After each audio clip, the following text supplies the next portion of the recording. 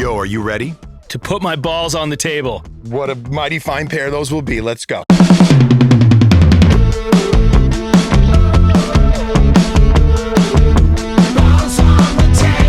Our guest today is Joachim Horsley, a composer, pianist, and arranger. He's renowned for his groundbreaking fusion of classical and Afro-Caribbean music. He's a Steinway artist, Annie Award-nominated film and TV composer, and Latin Grammy nominee. He's an incredible artist and an even better friend and human. Yo, are you ready? To put my balls on the table. What a mighty fine pair those will be. Let's go.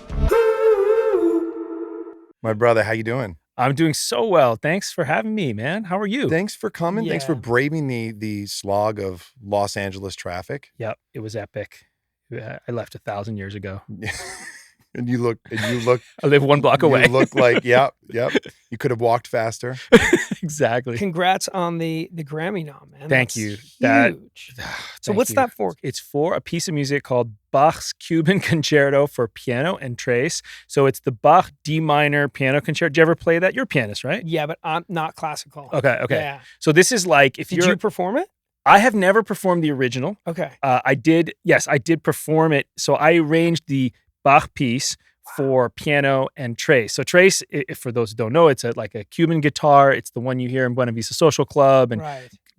Sun bands, like Cuban bands. Very popular folk instrument. It's not strictly speaking a classical instrument at all, but this particular musician, Olivia Soler, she played with the same orchestra I played with in Cuba, the National Orchestra of Cuba in 2019.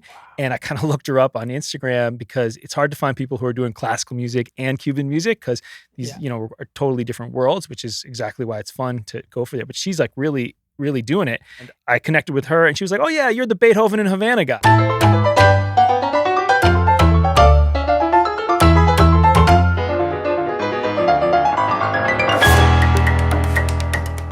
I made this video that, got some attention. It came out 2016.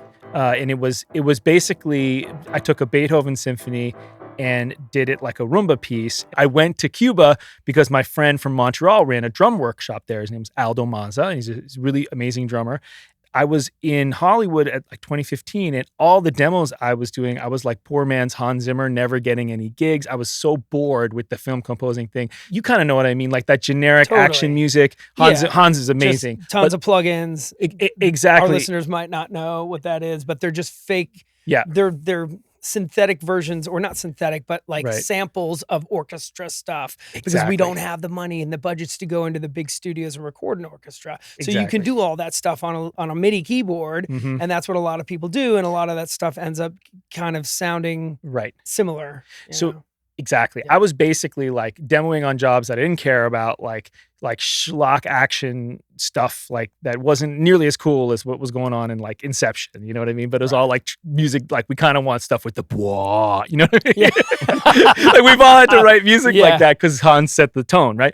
And so I was just like, God, but I've always loved Latin music. I studied it in jazz and everything. And I was like, I'm just not feeling it. Like I was like so depressed musically. And so my friend was like, you know what? Come to Cuba, study music. Like you've always loved Cuban music. You've never been there. What are you doing? And I was like, you're right. I'm in Cuba and I was just having a mind blowing time. And, it's like that expression, like everyone has two lives and you start the second one when you realize you only have one. And I came back and I was like, oh my God, this is great. I really feel like I have to do this. And, you probably feel the same way in music.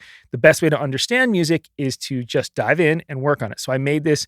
I was like, I think I could do this like kind of cool Beethoven mambo thing. And down there, they were all doing timba, which is like modern salsa music. And I really hadn't heard it until that point. And it's like all the best Cuban artists are doing timba. Timba is like, if salsa is the date, timba is like the good sex after the date. It's the exciting modern music. I like it's that. on fire. It's like It's really like the modern music, and it's so much more interesting. Well, I wouldn't say it's more interesting than the traditional stuff, but for me, it was exciting because it's fresh and new, and it was roots to all the music that I'd been studying in the U.S. Awesome. And of course, when you meet Cubans who've been doing it, like it's a totally different thing, and you're like, oh, I don't know a damn thing. Right. So I felt like it was just wonderful. I was learning. I felt alive again. So I came back to the U.S. and I was like, okay, I'm going to do this Beethoven and Havana test balloon YouTube video. And long story short, I didn't have a band, so I just did all the orchestration of the rumba ensemble with the piano itself as like a gimmick, right? Using the sounds of the bridges of the piano as like sounds and stuff like that. Anyway, the video kind of got me enough attention that I got a label to put out 2 albums over the next couple of years in France. And so in France, I started playing more. And then I did this recent album, Afro Bach, independently. I think, honestly, it's really funny because like I feel like I didn't quite figure out what the hell I was doing until the like recent album. Like I feel like music career is always like I was like, yeah, I hope I'm at the end of the beginning of the music career. It always feels like you're like just like figuring it out as you go. It's like this dream I have where you wake up and there's a secret room in your house you never knew about, and it's like I'm like, oh shit, like there's so much I don't know. Do you actually have this dream? I have this dream all the time. I think that's what drives Yeah. most musicians. Yeah. Is that the more you learn you don't know. Yeah. And it's that not knowing that makes you keep going deeper and deeper. Funny. I think at some point we'll do a piano playoff. No, because he'll win. I don't know. It's a win. I acquiesce. Well, for what it's worth, the people coming out of Berkeley right now are amazing. Olivia Soler, the reason we could work together is she got a scholarship from the Latin Grammy Foundation to actually go and study at Berkeley School of Music. And I was like, well, then we got to do the best arrangement ever now that you're here. And she really is a virtuoso. So, I mean, she gets huge credit. I guess I'm the one nominated, but we're going to go hang out and celebrate together in November. So we'll see how it goes. I mean, it's like for me, it's the like the biggest honor ever because I'm not from Latin America. I'm an American guy who's always loved Latin music. And it's the nicest thing for someone to say. And that's like, exactly good job. That's good exactly job. what the Grammys said. They're like, we're going to nominate the white guy who's not Latin. The diversity hire. We're going to do the diversity hire for the white guy. I mean, actually, there's amazing tradition of people who are not Latin winning Latin Grammys, like Yo-Yo Ma for Silk Road, and like obviously it's a mega honor. Like honestly, it is the best award I could dream of getting nominated for. I'm not joking. So I'm like so happy. It's deserved, and maybe nice consider if it's not too late, add another yo. To see, you might win. Make it you might have a better chance of winning. Don't leave it up to chance. Oh my god. Yeah, so we'll see how that all goes down. Maybe I'll get a photo with Bad Bunny. Who knows? Well, I love what you sort of tipped into, and I've known you for a long time before you've been crushing it and making records and doing music scores and film and TV and being nominated for a bunch of stuff and touring. You had the life of a young dad, an artist, musician of like, how am I going to fucking make this work? How am I going to put this together? Yeah. When is it coming? And the reason I say that is we asked the guest before to leave a question for the next guest coming. Awesome. And the question that was left for you was, are you doing the thing that you thought you would be doing? Wow, it's an amazing question. In many ways, yes. In so many ways, no.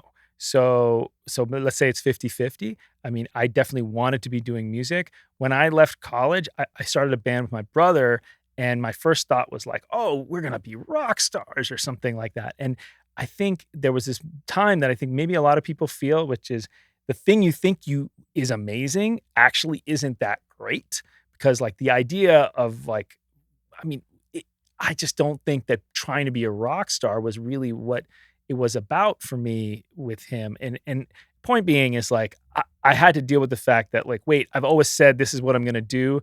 And I was like, if I don't want to do that anymore, am I really committed? And it's like that whole thing, like that whole concept of like, is it okay to quit?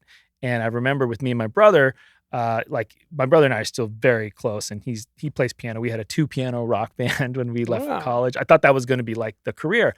But then I just realized very quickly around, I graduated college 2000, then 2002, I realized how much I wanted to do film scoring.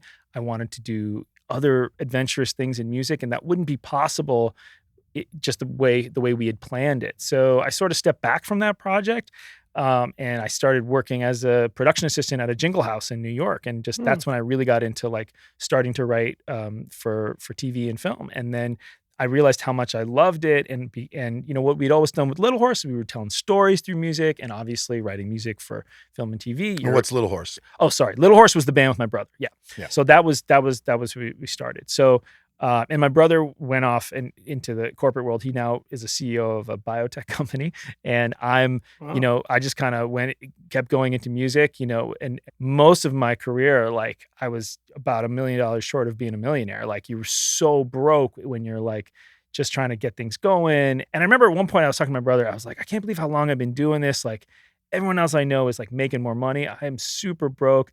And he said something like very profound to me. It was like, he was like, what you're doing just has a longer ramp than everybody else. Like, Is this an older brother? yeah, older brother. Yeah. Yeah. How much older? He's 5.5 years older. Yeah. Okay, yeah, that's interesting. I was also curious about how you guys decided to disband and Yeah. whether that was like went well, or was that a difficult conversation? It was a difficult conversation. I mean, we technically never ended the band. It's just that it was clear that it wouldn't be possible to continue to like push it. I mean, we talk about like doing things together all the time. He still plays piano. I mean, he's an amazing pianist, actually. He was the good pianist in the house, and I always wanted to be like him as growing up. But no, we're still very close. The fact of the matter is, he's like been super supportive of everything. Amazing. I don't and think that's a great thing that he yeah, said. It's a great thing that he It's a said. longer ramp. Yep. That's really cool to have an older brother with that kind of wisdom Yes. to say something like that. Yes, he's been a great older brother in every way. And it's interesting because and I'm curious what you think about this as an older brother. Like there's a lot of pressure on older brothers. A lot of pressure. And my dad passed away in July, and I put a lot of things together about the kind of pressure he had from my dad to be a good role model for me. And if he was a fuck up, I think I would have been a fuck up, but he was a good dude. That's really interesting what you just said. Yeah. So did you feel that kind of pressure from your dad? No, No, Tony had to pay rent when he was 12. Oh my God. No, but I mean, It was a different kind of pressure. I mean, was he a role model for you as a dad? He was, yeah. Amazing. Yeah, he was. I had a good deal with my dad, and my brother was kind of like the second dad. Right. He's like in George Lucas's favorite book, Hero with a Thousand Faces. Cool. In that book, he says there's a second dad phenomenon where the hero always has a second dad. And I read that and I was like, oh, that's my brother. He was the second dad. And there's no in my other life. siblings, or? There's my sister. She's the oldest one. Okay. So it was interesting. My sister we're all close. My sister had the most trouble with my mom and dad. She had the most trouble I think growing up.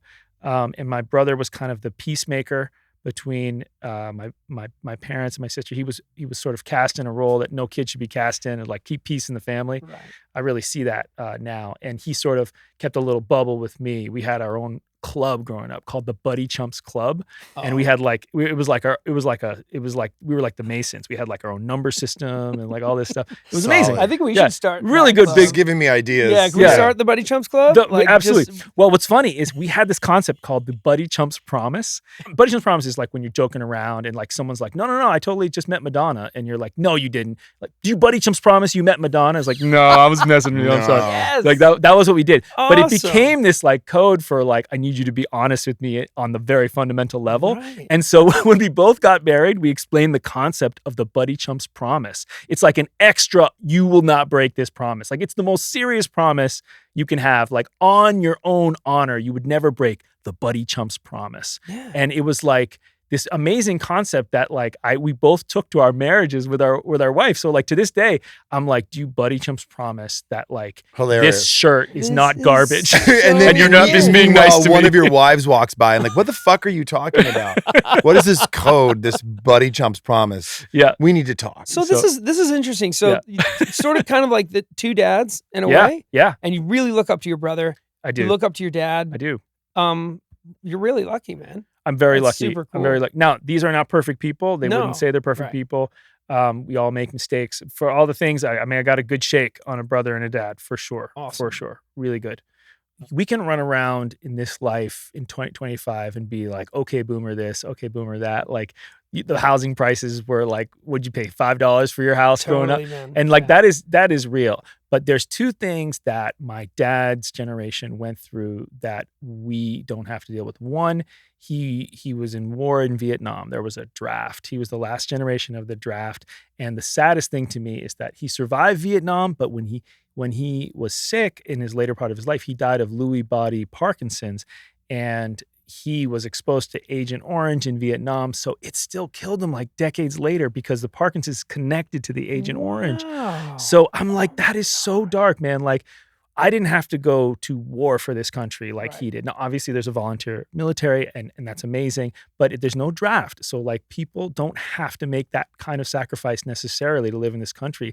That was not the case. Now, he actually volunteered for the Army because it was his strategy for getting a better position, and he was a captain in the Army, but he was in Vietnam for a year and a half, and he came back. And then the second thing I think that he had to deal with that we don't have to think about as much is he did not get the trauma therapy that he needed when he came back from Vietnam. And I think nobody did. Nobody I really mean, did. therapy The was country still, didn't really look after them. that's No. right. And now, like, we have so much therapy is so much more sophisticated. And I think these are two things that, like, we really can call ourselves tall and stand on their shoulders because we didn't have to go to war and we have therapy. And, like, these are the two things I'm really, really grateful for. Was there any one thing that your dad taught you that you were like, you know what?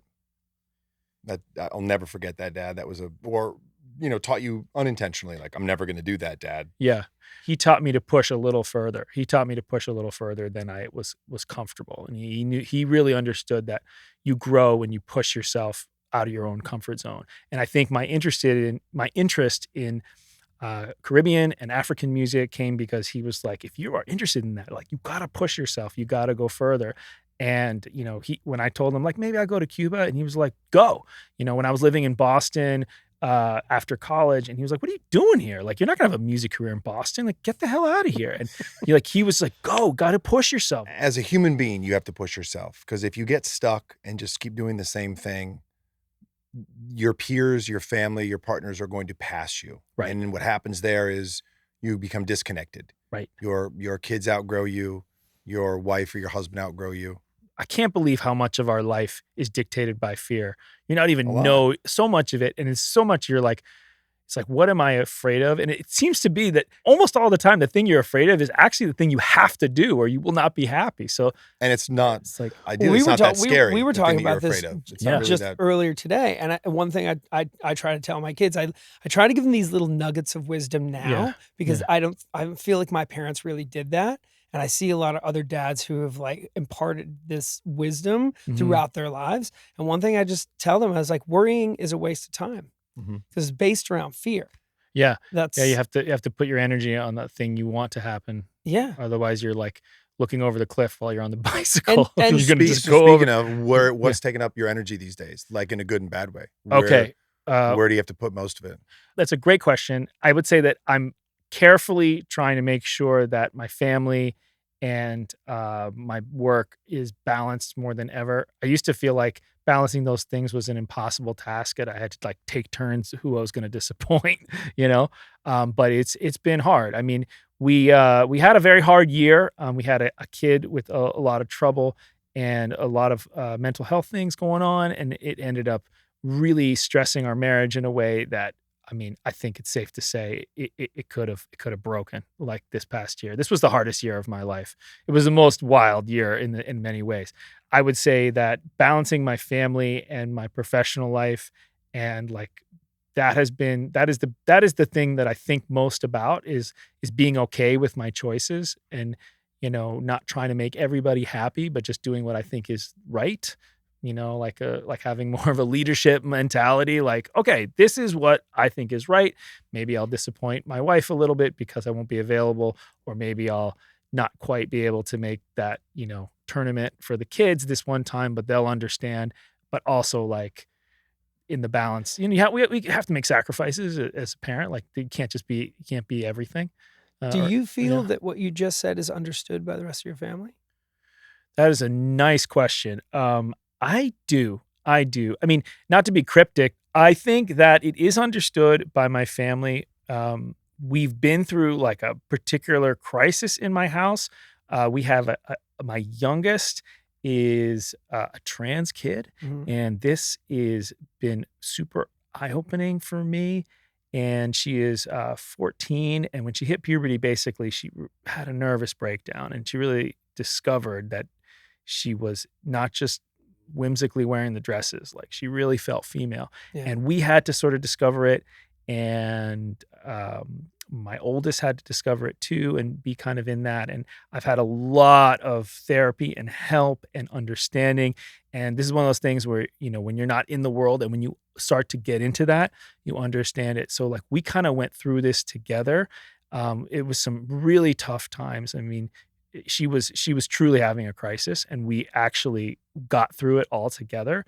And on July 13th, I went to this amazing meeting, like an AA style support group called Transforming Family in LA. And if anybody wonders if that's a place to go, if you have someone who's trans in your life and you just want to understand what's going on, like this is an amazing organization. Amazing. And anybody can go? Yes, anyone who's connected to the trans world, you have to sort of, there's like an onboarding thing because obviously they want to make sure that people are, there for the right reasons. There for the right reason. But it's open to anybody who wants to understand. And it was game changing for me. I mean, I was at the meeting on the 13th of July. This is 2 days before my dad dies. He's in hospice. My kid had been through so much treatment, including a residential treatment in Utah for like 7 weeks, and was doing much better. But we had so many questions about puberty blockers and all the things out there. Is it safe? This and that. And I had so many questions about what certain behaviors meant. And then I realized I was in a room with a bunch of people who'd had all these bizarre experiences that I was having in my family, but they were having basically the same story. And, I was the new guy. So when you're in those kind of meetings, they're like, all right, new guy, like you speak, tell us why you're here. And I was like, okay, we're going to get through this, everybody. And I was a mess. And again, like I said, the reason I mentioned my dad being sick is because I was emotionally as fragile as like a rubber band on the heater, right? So I was just like, oh God. And, but what was nice is I explained what had happened, some of the difficulties we'd had, and they all were really, really kind of like slow nodding and say, look, we've all had this experience we basically had the same story. And once you see people who've had the same story, like parents you've been through, I really undervalued how amazing it is. And like, we are communal creatures, these people, like we need to meet people who are experiencing things like we are. Otherwise, we feel so alone. So it was profound for me. It really changed the game because I think even I talked to you afterwards and I was like, all right, we're doing this. And one thing somebody said to me, which is the hippest advice I ever got about anything that you think other people aren't going to understand is he's like, when you're talking to your family about it, it's like bringing a girlfriend home. You can't be like, oh, do you like her? I mean, I know it's different and whatever, but is she cool? Do you like her? And if they're like, then they'll start being like, well, we like her, but she said something weird. But if you come home and you're like, this is my girl, we're getting married, get on board, everyone's going to be like, okay. And that's exactly what you have to do. It's like, I have a trans kid. You know what? It's cool. We got it under control. Everything's going to be safe. We love her. We support her. Get on board. And everyone's like, yeah. Oh, gotcha. Okay. And then you're the leader that you were looking for on that thing. And it's crazy because my 84-year-old mom, who is from the ancient times, like in so many ways, is totally on board. She's like fascinated. And she was a pediatrician. She's a retired pediatrician. That says a lot about the psyche of conviction and confidence of like, totally, this is the situation, this is the circumstance, we're doing it. The treasure's down there. Nobody knows how to breathe underwater, and we don't have enough oxygen, but we're going to get it. And they're like, okay, we're doing it. Yeah. What's your kids' relationship with each other? Is that good? Is that strong, supportive? Like super good. They're doing great. I mean, sometimes they fight like siblings. Did your oldest know? Did they communicate prior to talking to you? Like, was it a thing that they talked about before? Do you know if they did that? Yes, they did. They have a special. They have a special relationship. Oh, the oldest is the youngest emergency contact. You know what I mean? Like that. They have a great relationship. They have their own Buddy Chumps club, which I love. So it's great. Buddy Chumps Junior. Yeah, exactly. The mini Buddy Chumps, mini horse. Exactly. I love that. So yeah, no, that's really good. There's fights. We all say things we don't like. I've learned a lot about how to communicate. I came from a place where my parents weren't particularly good at validating us. You know what I mean? As that's one thing. What do you mean by that? Well, okay, for example, like there was so much judgment about little things. Like Okay. even, I mean, they were supportive of me being a musician, but getting to that point and, taking an interest in certain things. I mean, they would say odd stuff. And now I know it's just their baggage, like but Same. there's that like, Same, yeah. and, a lot of invalidating behavior, and you have to like deprogram that out. I remember when my kids were really young and they were like 3 years old and they're making a chaotic mess of bath time. And I'm just in this grumpy mood, not slept, like lost a composer demo or some other drama, right? And I was like, you guys stop it right now. And I started screaming really loud. And I remember my youngest at the time was crawling on the floor of the bathtub, and I saw the back shake. Oh. And I was like, oh God, I'm screaming just like my my dad parents. used to Dude, scream. And I was like, I yeah. cannot do that. This is a huge thing about Yeah. communication and Yeah. men today, and what we learn from dad, grandpa, stepdad, older sibling, mom, whatever. And how we break cycles. I grew up, Yeah. you Yeah. both know a tremendous about me and how I grew up. I grew up with chaos. It was like, hey, what are you doing? And somebody scream like, shut the goddamn refrigerator door. And you're like, and you start to become accustomed to, is this how people communicate? Like people shout? Like, no, this is not how people communicate. Yeah. And it isn't. When you go to your friends' houses. It isn't conflict. And you see that, oh no, not everybody's like this. Right. Yeah. I want to go back to something earlier, Yeah. that you brought up and we kind of moved past, because Sure. this is really interesting for a lot of men and women, men in particular, who when we're younger, we're always chasing something. We've got that goal, like we're chasing. I'm going to buy a house in LA one day, or I'm going to get the mountain home, and I'm going to get the car that I want, or the flat screen TV, whatever your goal is. I'm going to get the record deal. I'm going to get drafted. I'm going to get my TV series, or I'm going to become a CEO. And they think when I get there, that is the top of the mountain. I have hit the summit and all will be well.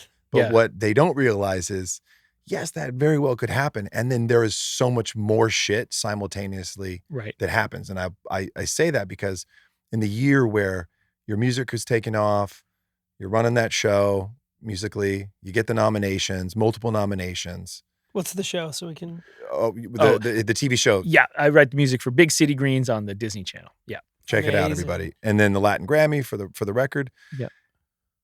Emotionally, it's chaotic around you. Yeah. What your kid is going through. Yeah. You're trying to navigate that with your partner, your dad, your siblings. Like it's wild when we think about that. Everybody thinks, well, this is going to happen and it's going to be the best year of my life. But it can also, like, the best year can also be the worst year, which can ultimately lead to the growth. I can honestly say this was the most dramatically up and down year I've ever had. And I mean, the scariest point was when I was on tour trying to promote the new record. And this is a scary story, so just trigger warning for people. This was, we had just checked my youngest into a place for mental health care. And I was in Paris between a show. We were halfway through the tour. We had 1 week left. We were at a hotel in Paris, and I picked up the phone to my wife telling me that my youngest had been on the roof of this place in the middle of the night, and the cops had to take her off, and she was in a hospital in Alhambra and was okay, but like it was really scary. And I was like, and it was like, should I cancel the tour and come home? And she was like, no. And to Lisa's credit, I know she wanted me to go home. She was like, no, you'll let a lot of people down, and you'll be home in a week, and we'll take care of her then. And that was an amazing move for a wife to do. She gets so much props for like being like, you got to finish your promise. Because if I left the tour, like 10 people would have lost their job, not to mention the venues would be upset. And we decided that me being home wouldn't necessarily make things so much better, because we had a plan that we discussed. So between the last sets of the shows, I was backstage on the phone with like psychiatrists and counselors and consultants trying to figure out where to put my youngest. So naturally, it was very hard, and it was very hard to perform. And it was the most like show must go on kind of situation getting on stage, like, because I was truly worried about her life. And we both were. There's nothing crazier than thinking your child may not survive. I mean, that's a crazy the scariest, thing. Can't imagine. Pit Halloween, horrible feeling. This episode was shot on Blackmagic Pocket Cinema Pro cameras. So if it looks better than it probably should, now you know why. If you're a filmmaker, content creator, or podcaster who cares about cinematic quality, Blackmagic is the real deal. There's oh shit moments throughout being a parent that you're just and like, the oh shit fuck. moments get more intense as the children get so older. much more complex and complicated. Totally. You know? Totally. I know. I wish I could go back to preschool problems. Oh my God. Yeah. Oh my God. Those were so quaint. I'm right in the pocket right now. I'm like 7 and 9. Oh, It's that's a like, great age. I love it. Oh, Yeah. I love that Yeah, age. It's That just is a great pocket to be in. dude, Yeah. 9 is the bomb. Yeah. They love you. They when you're do. not- they still think you're the most important person. They do. No. Cut Yeah. to teenage girls, all you dads out there. Oh my God. I think this is like Just listen more than talk with the Yep. teenagers. Exactly. And you are putting in the good work now because all the bonding you put in now is the safety net for the crazy shit they're going to try as teenagers. I hear from my other friends who, you know, and that's super helpful. And we're all just trying to do our best. Yeah. At the end of the day. Yeah. We have to. That's like, you know, Yeah. showing up, being there. Yeah. You know, I talked about anger stuff, you know, like I had to go through some anger stuff. And just it just takes a high level of awareness. Yeah. And that's difficult. Yeah. Because it's not like you're taught to do that. I think I have a feeling, you know, with regards to therapy, I'd like to get my kids into therapy sooner than later. Yeah. As just a tune up. Yeah. We're just tuning up once a month. Totally. Whatever. Maybe it's whatever you feel. So that therapy doesn't feel so distant and you know, strange or uncomfortable or embarrassing. Yeah. It's just embedded in their lives. I'd be hard pressed to find somebody out there who could convince me and the masses that therapy doesn't help. Even if you don't, even if you're a child or an adult. And I used to think it wasn't going to Oh, before yeah. I did it. Yeah. I put it off for so long. But statistically now, you can look at the people that have before and after and go, oh wow, There's also there's good been a therapists change. and There's not so been good advancements. therapists, too. Yeah, you got to You choose. You gotta You gotta have a good one. Yeah. I've had good and bad therapists. I recommend the good ones. Yep. Then they are the ones who can really like, you know, help They're you. female and hot. Yeah, that was something that came up before. How to choose, for guys out there, how to choose the right therapist. That could be bad. What are your, That could be very what bad. are your prerequisites? Yeah. Oh, I'll tell you Exactly. this, and then I won't ever say it again because people will be like, that's all he talks He about. just talks about this hot therapy. When I went on my therapy journey, I would sort of narrow down the potentials. And then I don't know where this came from, some mother complex. Dude, I did it too. But I started to Google images of the therapist to see who was the most attractive. Yeah. Knowing like, okay, I'm going to be there once a week. And then ultimately that resulted in me getting dropped by my therapist after a few months for lack of commitment, which the lesson in that is like, looks aren't everything. That's the lesson. I think therapy has probably saved my marriage. I would say so. I mean, How long have you and your wife been together? 20 years. Wow. You hear that, guys? Man. 20 20 years. years. Real And for you. No, dude, tomorrow is not promised to anyone. Like, we are together because we decided it was the better option. I mean, that's really all it comes down to. I think that I've no advice about what makes marriage work other than you got to get up every day and decide you want it to work, and then it will work. I think you both have to be deciding that. And it doesn't work for everybody. You know? I've learned later on in life that I think I realized in their marriage and why they didn't end up divorcing after my brother and I went to college, because it was like kind of like my mom would say, I'm leaving him once you guys are off to college or whatever. And they didn't. And I think there was an element of codependence there. Sometimes I wonder in longer relationships, and it's not that a certain degree of codependence isn't healthy. I think it can be healthy and actually really good. But where does that fit in for you in your relationship? It's a great question. I think the codependence is a super important issue because we both grew up with parents that weren't very good at boundaries. And so we have massive boundary issues.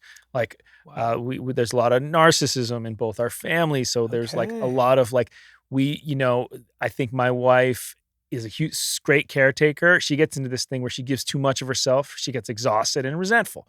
And she knows that. And that's an important thing she has to balance. So me learning It's amazing that you are able to identify that and then, navigate that? Well, that's something that came from therapy for sure. It's just to really understand, oh, she needs personal time, because if she doesn't have that, she's going to hate everything. And that's important. Like, she needs time. So you recognize this, Yes. and give her her personal time is like money in the bank. And I'm like, there are times when I'm just like, you know what, Lisa, you need to just chill. Like, we get, like, everything's under control. Like, or like even this weekend, I think I'm just going to be like, you know what? I think I want to take the kids for like a surprise night out and go do something crazy, like get a hotel and, you know, go to Disneyland, or not that, but like something like this, like do something fun and special. And because I can tell that she's pretty exhausted, and like maybe that to me is like money in the bank on the marriage. And dude, this is it. This is one of the things. Like, you have to both come to the table. You have to consider the other person and come to the table with generosity. Yes. And that is what you're talking about. You come with that generosity and that, that's like, I felt in my relationship that I was always giving and giving and giving. And I just felt, after a while, when you feel like that person's just taking and taking, and if it's like 1 year it was like Father's Day, and there's like no thought put in it. It was like, maybe let's go out for breakfast. There's no gifts, there's no car, there's no nothing. And I'm like, but I'm a good dad. Yeah. Like, there's 1 day out of the year. Yeah. You know? Yeah. And it's like, just having that consideration and being thoughtful and coming to the table when both people can do that. Mm-hmm. All the other shit can get worked out. Especially when there's that cultural pressure to like be a good man, be a good father, be a good provider. Like, cool. Yeah. And I'm not. I will also say, I was not perfect. There's not. There's no way. Like, I'm not saying this was her fault or my fault that it didn't work out. But I just sort of look at relationships. Right, I've looked at our relationship and why it didn't work. So what you're hitting on is important, because we're not to dance around it, but like, that's an example of what men need. You know, that's an example of what women need. That personal time, money in the bank. Just come to the table when she needs it. Just show up every once in a while. Men need women to come to the table, and some women are great at it. Some women are like, I live at the table. What do you need, baby? And sometimes it's too much. There have been situations where I was like, God, like, this is like, I feel a little bit too taken care of. Like, I kind of want to do, you know. And when that happens again, next, you just call me and I've got to. You send over the problem. Oh man, I think that what I need is, like, I was thinking about this, like, you know, and I think a lot of guys find this in sex. I think this is what happens. This is my Let's go there. I want to go. This is my hot take. This is my hot take. I knew we would go there. For me, that's the judgment-free zone. Like, everything in life is a competition. You got to be a good dad. You got to be a good musician. You got to be a good father. You got to show up. You got to, you know, drive the speed limit. Everything in your life is a friggin' competition. And like, to me, sex is the one time when it's like, you just get to be yourself with the person you love. And if that, to me, it's just 7.5 minutes of judgment-free time. The rest 7.5. Wow, that's long. I mean, the rest of the day to yourself. Exactly. Wow. So that's an interesting thing. So is sex is really important to you in your relationship? I have to say it is. Is it important to you just in general throughout your life? Has it always been? Because I'm not the same. You know, it's funny. I think in my imagination, I could have sex every day and be happy. But I mean, if I could actually pull that off, I'm not so sure. Like, I'm an old man. I wonder why that is. I wonder why. Well, like, where did that? Was it always that way? Did you get to that point at some point? Yeah. Like sex is obviously an anxiety relief for me. That's healthy or not. That's just what it is. And it's not fair to put that on your partner, obviously. You can't be like, you owe me sex every day. That doesn't work, obviously. Can you compartmentalize sex as it's just this physical thing I need to release so that I'm decompressed? Yeah. Or is there, like, because for me, there's an emotional component to it. It's for like, sure. It's like, I got to be in that space for it to mean something, not just like, get myself, because I can do that, right? Yeah. We can. It's emotional for me because masturbating ain't it. Like, it ain't it. Like, yeah, that's healthy and it happens and I have to do that too. But like, nope, it ain't the same. It's not the same. Of course, it's not just a physical experience. I think it's mostly an emotional experience that also has a physical. And after 20 years, you still want that with your wife. dude, I would chase her around the house like a rabbit. Wow. But That's incredible. but I guess that's odd, but because most guys I know No. are like, well, I'm not that horny anymore. But I'm the same as I was in my 20s. I'm Good just for like, you. You got a I'm like, healthy libido. Amazing. I guess. I mean, Right. it's but again, this is something like we are okay in this department, but like Yeah. she does not feel the same, and I have to respect that. How much is too much? How much is not enough? I'd have sex every day. I don't need it every day. I don't like, and it honestly is just what works for the two people. Of course. You know, Yeah. I've been in relationships where very healthy several times a week, and relationships were still very healthy. It's not as often. It just comes down to how much and how connected. But it's interesting when it changes, and then somebody in the relationship is like, "Hey, are we okay? Yeah. Are we good?" Yeah. And then the other person, and this is where you have to have the partner who can communicate and meet Yeah. in the middle. Like, no, we're great. Yeah. I just don't feel like you throwing it in me right now. You know, like, oh, okay, that's fine, no problem. Do you want to expand on that? Maybe, maybe something else to the little daddy's medicine, make him feel better. Right. Oh my God. But so funny. but man, it just comes down to how we can talk about it and still be like, okay, we're good. Like my libido may have shifted, yours hasn't, but let's still meet in the middle. Not, hey, can't have it. And in my situation, I was just shamed for not feeling it or not want, and it's not enough. It's not enough. I mean, we got to a point where there was a lot of Wow. reasons why I backed away oh wow. because of things that she was doing, and I didn't even know it. And I looked back, and I kind of wow. I was like, I'm going to stay in this for the kids, stay in it for the kids. And when you're staying in it for the kids, It's not. It's not It's enough. not the best. it's move. not It's enough. not. And it's not her fault. It's not my fault. There's just a series of things that happened.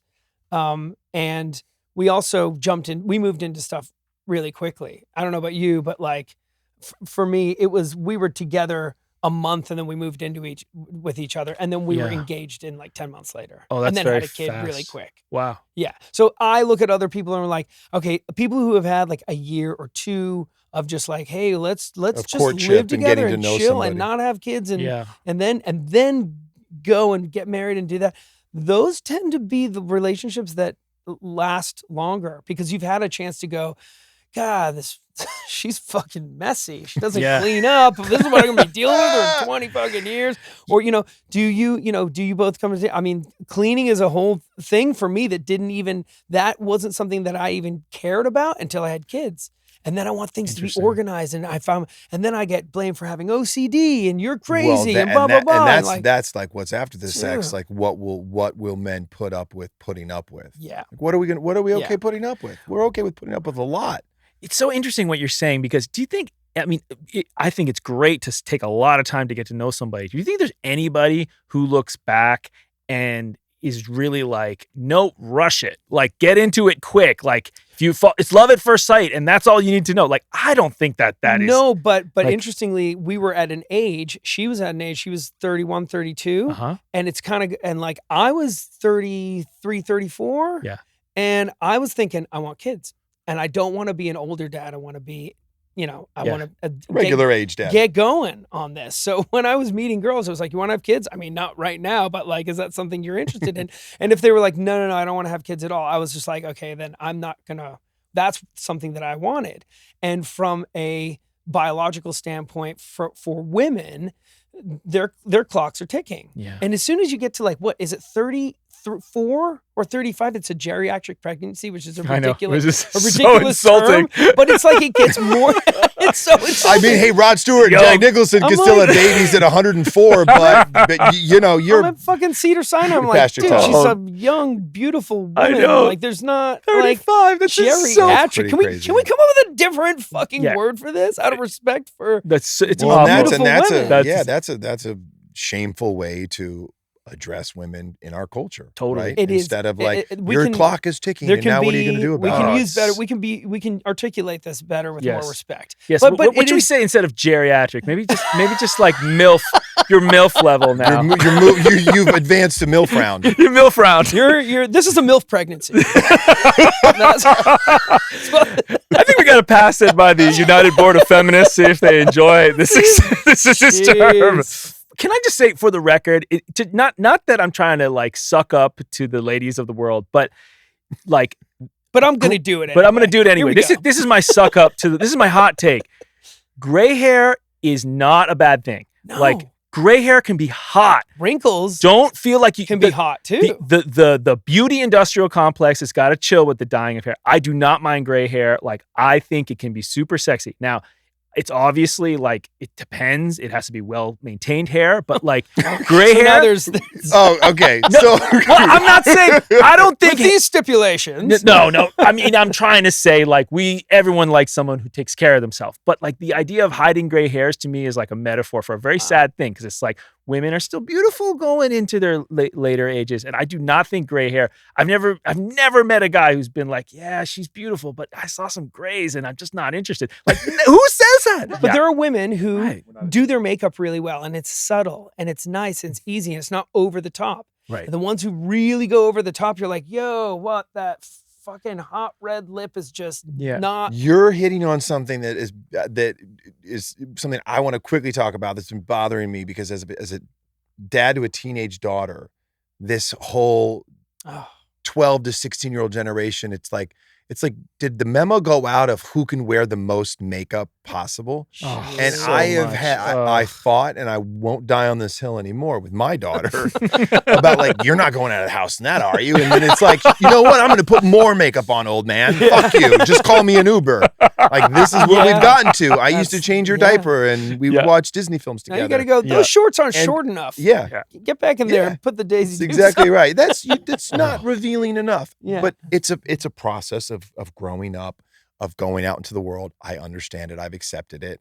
And then, you realize, I hope my daughter and all the other young ladies out there who are beautiful just the way they are, I hope they realize most guys and most women who are attracted to women, most, not all, do not care about how much you can change your appearance and make yourself look.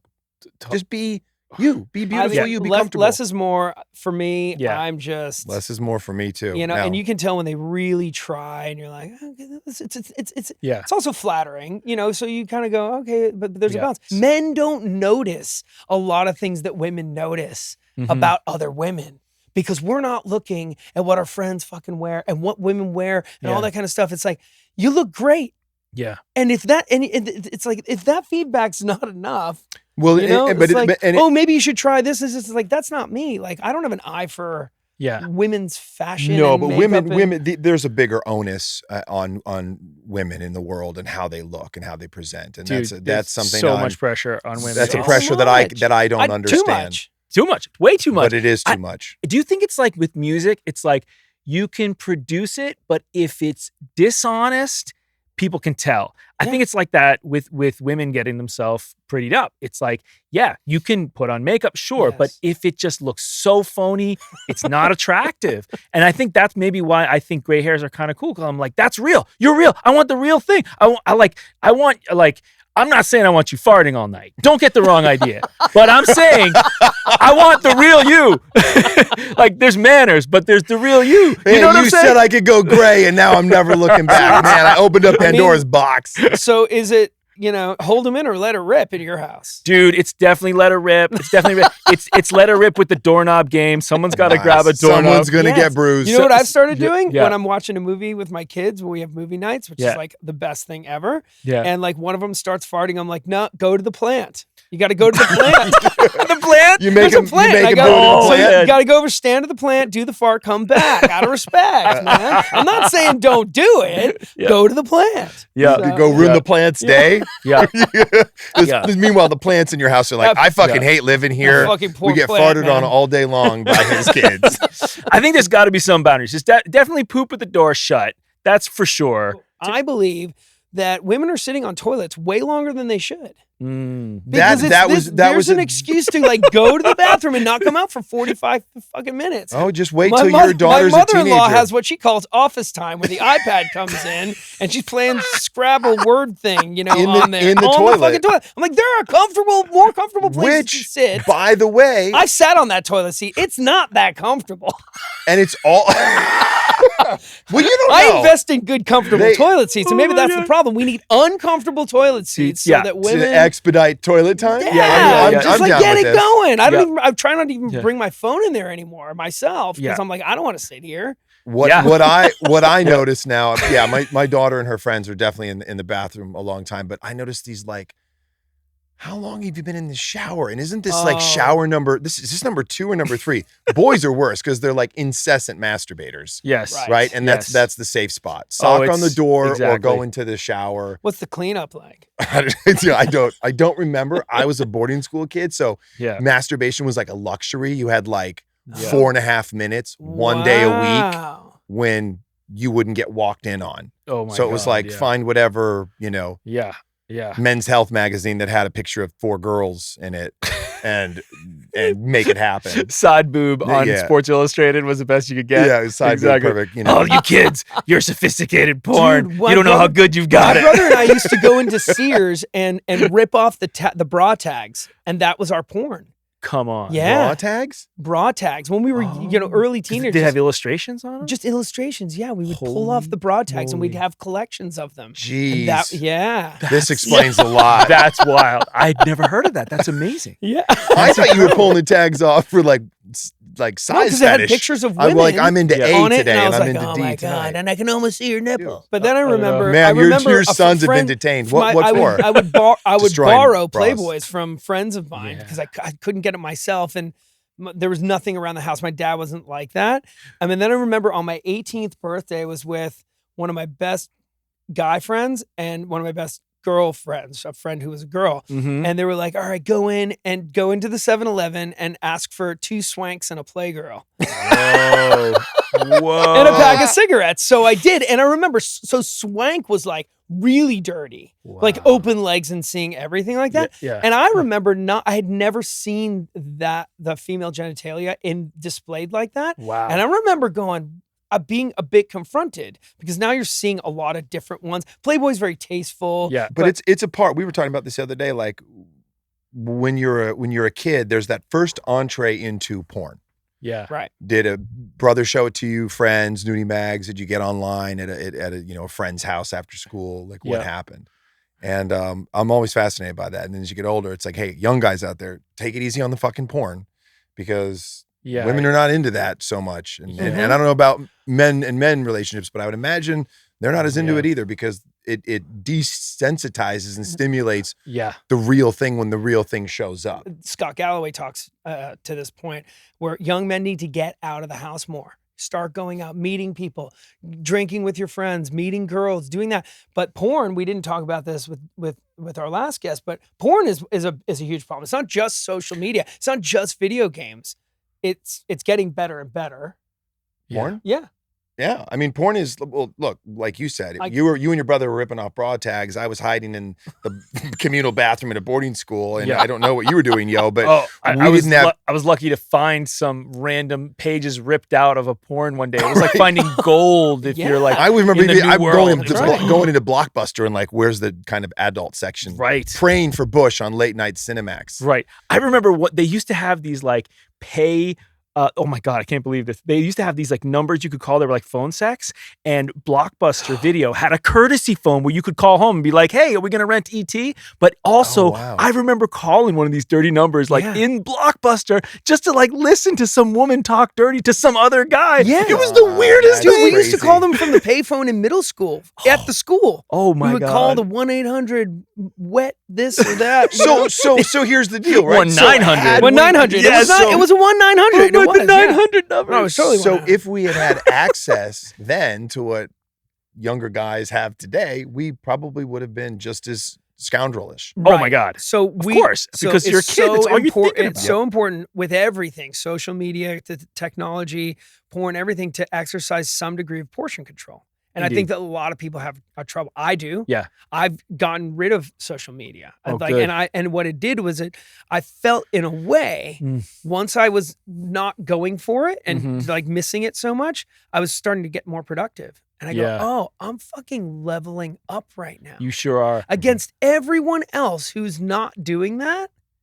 because I can't exercise portion control with doom scrolling specifically, where it just occupies and I just go forever.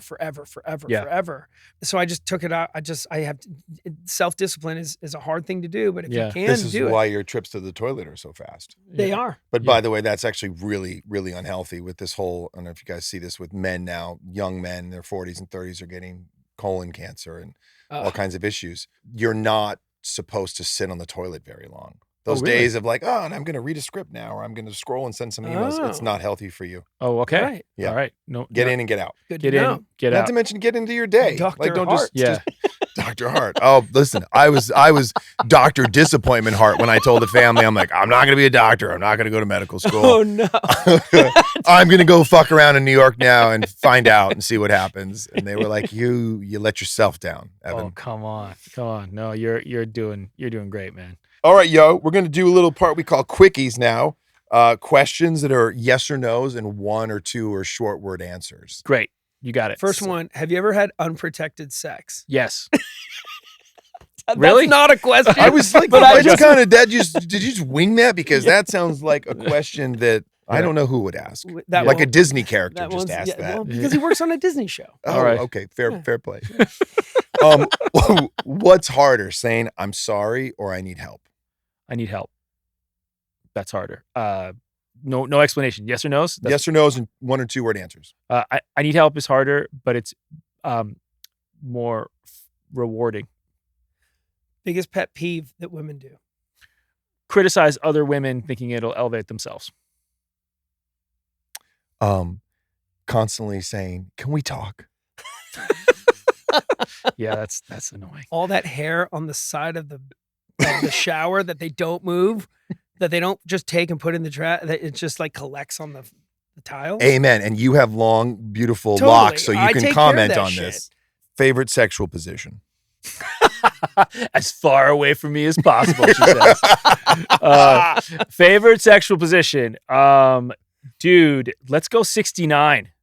Good answer. I don't know. I mean, everybody's happy in this situation, I feel. Yeah. If you could learn any skill instantly, what would it be? Like Matrix style upload into any skill. At the moment, it'd be Spanish because my Spanish is so bad. I have to go to the Latin Grammys. Oh. So I gotta study. They're going to be like, who invited this guy? Are you working on that? I'm working on it, man. Oh man. What would yours be? Kung Fu. Nice. Formula One driver. Oh, sick. Yeah. I just want to fight. I want to know how to do it. Yeah. Because I've always been so like, I've never like wanted to be in a fight. I always back away. I use my words. I'm like, you're right. Have you ever shit your pants? Yes. Oh, it's the worst. It's not that's the best. Blues, dude. That's the blues. Yep. I remember walking down New York City once. I had some nasty virus and I did not make it to 90th and Broadway, bro. And just, I remember like walking to my house and coming back. Oh, God, you George Breaded it. Oh, such a sad experience. God, yes. Have you ever hooked up with someone you work with? Uh-huh. Yeah. Nice. I have. Yeah. Oh, have you ever cried after sex? Wow. I don't think so. I usually just go to sleep. I don't think I have. I don't think I've Have actually you? done- Never. No, I've never cried. No. Have you? I have once with one person. A person we'll call her Australia, who I was chasing for just years. Was just was not she years, but a long time. Had just such strong feelings, and then when it finally happened, it was like Oh, wow. How did she I was react? like, I'm not crying. How did she react to that? Yeah. Was she kind? She got dressed in a hurry. No, she didn't. No. She Oh. she This is about to be the saddest She's story. about the fucking worst idea ever. Lose So, my man, number. you did not This cry. bedroom's not after for sex. criers. There are two rules. After sex, don't cry and don't say hold me. Yeah. No, she was cool. She stuck around. God. And she stuck around and I think we're 69. So Right you know, after that. yeah. Yeah. Wow. Round two. Feral and primal and young. Monkey I mean, baboon style. yeah. I thought I was a Russian spy. I was like, let's go for it. Maybe crying during the 69 is okay because there's a lot to absorb the tears. It starts to lube things up She a little can't bit. really No see witnesses. you. She doesn't. You all right back there? Everything's fine. Everything's fine. Sliding right down from each eye. It's like Denzel. Just a Actually, broken nice. man in your ass right now. All good. You get that little. You got a little sweet, little salty. It's good. I was my own man on fire. True or false? Go Let's do for it. some quickies. True or false? Okay. Once a cheater, always a cheater. False. People change. And, you know, I've cheated on a girl in high school. Like, I learned that was shit, and I didn't do it again. Nice. Personally. So, Yeah. Men are terrible at asking for help. yes, I think people are. I think men are unfortunately bred to not ask for help. You know, they're supposed to be the heroes. It's stupid. No one does things alone. Ask for help. Mm. Men are intimidated by women's success.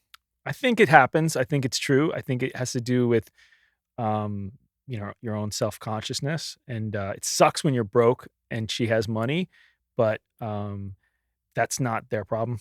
You got a deal. Right. And by the way, just Yeah. candidly, all of us in this room have been broke as a joke at one point, Yeah. going after what we believed in and, Yeah. you know, throwing caution to the wind. We're not broke as a joke anymore. And, you know, don't, for the kids out there and the not so kids out there, don't be intimidated. If the person's the right person, embrace it and nurture it. Totally. And I be think supportive. the hardest thing about money and just having been broke and having been not so broke, I would say the hardest thing about money is how much a waste of time it is establishing hitching your own self-worth to how much Yeah. money you have. I mean, God, what a waste of your energy. Like, it's And okay. then you wake up and you're in hospice.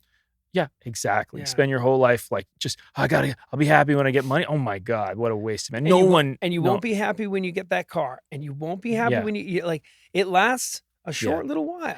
And I think men and women are both really kind of, unfortunately, given really bad modeling for this. Like, people are broke and have money. Like, you can use money for happiness in the same way. Like, 100%. you can use it for energy. Yeah, you can. Yeah. It's energy. It's energy. Dude. Like, put it towards something good. Money does bring some degree of happiness, but it's when you Brings attach your self-worth to that. It's if you crazy. can compartmentalize Right. as you're going, it's hard because I never had money growing up. My parents were public school teachers. Oh wow. And then when I first got the Connors, doing the music for the Connors, and I started making money, I was horrible at knowing what to do with it. Yeah. But also I spent it on things that I shouldn't have spent it on, Right. you know, and because I wanted to look a certain way or wanted to Right. feel a certain way.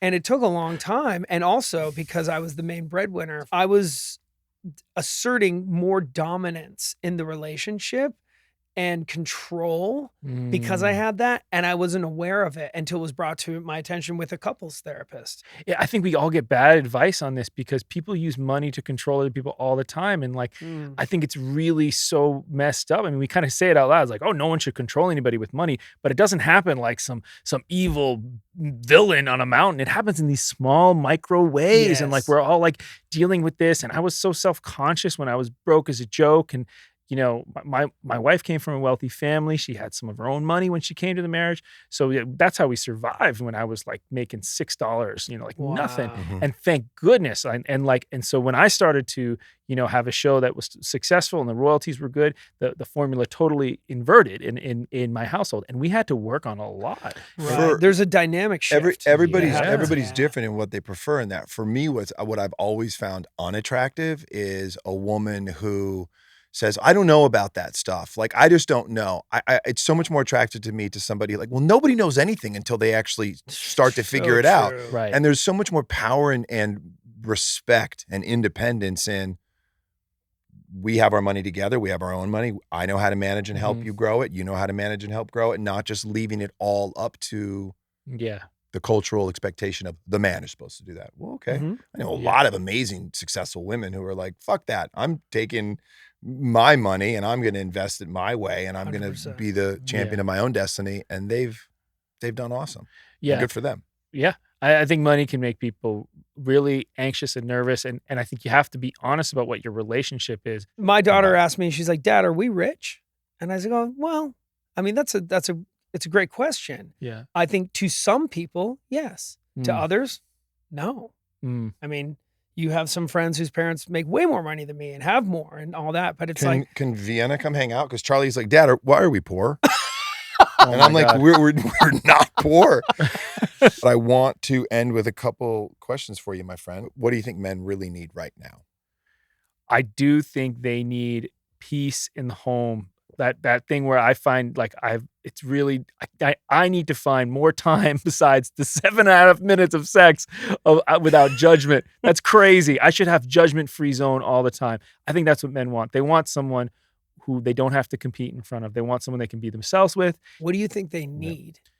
Well, they need Peace in the home. peace in the Peace home. in the home. They need to be Okay. they need to be accepted for who they are. And Let's go younger men. younger men. Yeah. Okay, I think being open and I think women can encourage men who are scared of all that stuff to be open and like be okay with like be more curious than judgmental. That's a thing that women can do for men that I think they will greatly appreciate because it'll also help men take the pressure that they put on themselves away. We've already asked you the question that our last guest had Yeah. left for you. We want a question from you to ask the next guest. Okay. I think you should ask, what do you want to be remembered for when you die? Or said another way, what do you want your best friend to say at your funeral?